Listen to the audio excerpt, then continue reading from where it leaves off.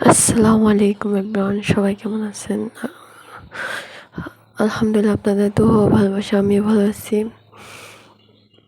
আশা করি সবাই ভালো আছেন। কে কে রোজা রাখছো? 6 রোজা।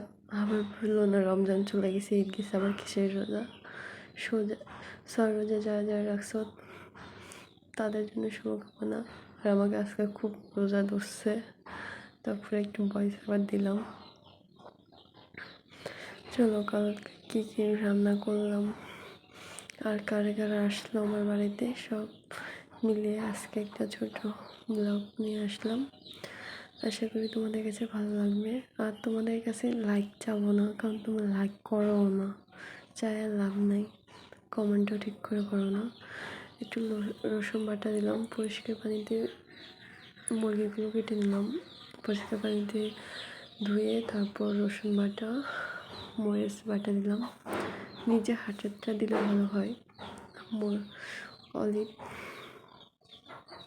হলুদের গুঁড়া দিলাম বেশি করে। আর আমরা যেহেতু নোয়াখাল্লা বাসা আসবেই, স্বাভাবিক, ডোন্ট মাইন্ড করো না আমার। আর আমার ভিডিওতে যদি কোনো ভুল টুল হয়ে থাকে ক্ষমার দৃষ্টিকে দেখো। দিয়ে দিলাম সয়া সসটা বেশ দিলাম, যেরকম ঝাল খাবে তেরকম আর কি, কারণ আমি এখানে বাটা মশলা করছি। আর আমার যেহেতু মেয়ে ছোটো, ভাই ছোটো, দাদা, এটা ঝালটা একটু কম দিতে হবে। জিরার গুঁড়ো, গরম মশলা গুঁড়ো দিব, আর বারবিকিউ মশলা দিলাম।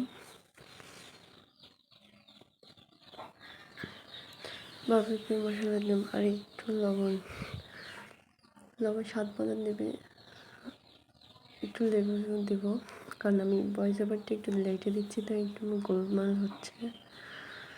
লেবুটা চেপে দিচ্ছি সম্পূর্ণটা, পুরো একটা লেবু দেবো, যেহেতু সম্পূর্ণ মাংসের ভিতরে যেন ঢুকে যায়, এটা সম্পূর্ণ একটা লেবু দেওয়া লাগবে।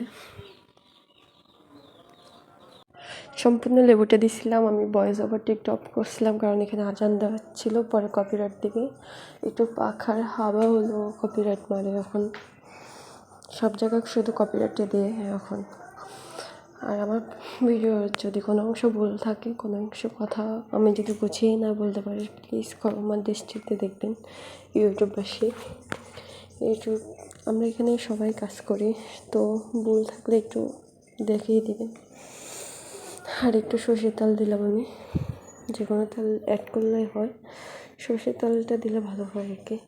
এই যে দেখেন, আমার হঠাৎ করে এমন দেখে আমার হাত পা বন্ধ হয়ে গেছে, পরে একটু তাড়াহুড়া করে সব কিছু করতেছিলাম।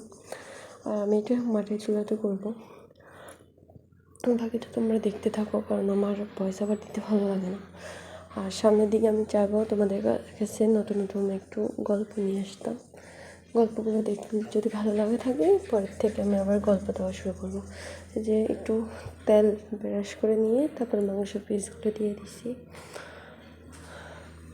লাস্ট পর্যায়ে হয়তো আমি আর দেখাতে পারবো না, কারণ আমার একটু মেহমান আসছিলো, তারপরেতে সব করছিলাম, রোজা রাখছি, ইফতার করতে হবে, আরও অনেক কিছু তৈরি নেওয়া লাগবে আমার। তোমাদের কাছে যদি ভিডিওটা ভালো লাগে কোনো অংশ, আমাকে একটু জানিও, তাহলে আমি একটু অন্য ভিডিও বানাবার জন্য আগ্রহী হব। আর একটু ডাল দিয়ে দিছি। তোমরা এটা একবার বাসায় বানিয়ে দেখো, খুব মজা হয়। বাইরে থেকে না এনে বাসায় একটু বানিয়ে দেখো, খুব মজা হয়। এটা নিজের হাতের জিনিস যেটাই করো না কেন, একটু হলেও তোমার কাছে মজা লাগবে। বাইরেরটা তো অনেক হাবি জাবি থাকে। যে আমি একটু ইফতার রেডি হয়ে গেছে, আমার এটা তৈরি হয়ে গেছে। পরে শেষ পর্যায়ে এসে আমার কি মেয়োনিজ বানাতে হবে, তাই আবার মেয়োনিজ বানাতে গেলাম। আর আমি কাজ করবো, ওটাতে কোনো ভুল হবে না তা তো হয় না। দেখো আমার রবারটা গলে গেছে। পরে একটু শসা কেটে নিলাম, তার সাথে একটু নিলাম একটু খেজুর নেবো, শরবত করবো। এটাই আমার আজকে। একটু টমেটো সস দিবে, যারা সাদা খেতে চাও না তাদের জন্য এটা। আর আমি যেহেতু বাটা মশলা দিচ্ছিলাম, একটু ঝাল কমে হবে, তাই একটু এখানে ঝাল দিয়ে দিলাম। তোমাদের কাছে কেমন লাগলো আমার ভিডিওটা একটু কমেন্টে জানিও। ছোলা ভর্তা হয়ে গেছে, একটু কাঁচা ছোলা, খেজুর নিয়েছি, মেয়োনিজ, এগুলো নিয়ে বসতে আছি তাড়াহুড়াতে, কারণ আজানের সময় হয়ে গেছে। আর একটু পরোটা করছিলাম এটার সাথে খাওয়ার জন্য।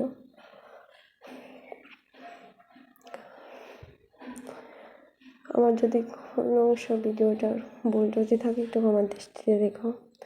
এই যে দেখো আমার পরোটা চলে আসছে গরম গরম, এসে খাওয়ার জন্য। চলো তোমরা সবাই ভিডিওটা এনজয় করো। দেখো একটু কাঁচা কাঁচা বড়, তোমরা কেউ খাবে তাহলে বাড়িতে চলে আসো। দক্ষিণ দিকে যাও। ভিডিওটা দেখতে দেখতে শেষ পর্যায়ে চলে আসলাম। আশা করি তোমাদের কাছে ভিডিওটা ভালো লাগবে। একটা ভালো লাগবে একটা লাইক করো, কমেন্ট করো। ভালো থেকো, সুস্থ থাকো। আল্লাহ হাফিজ।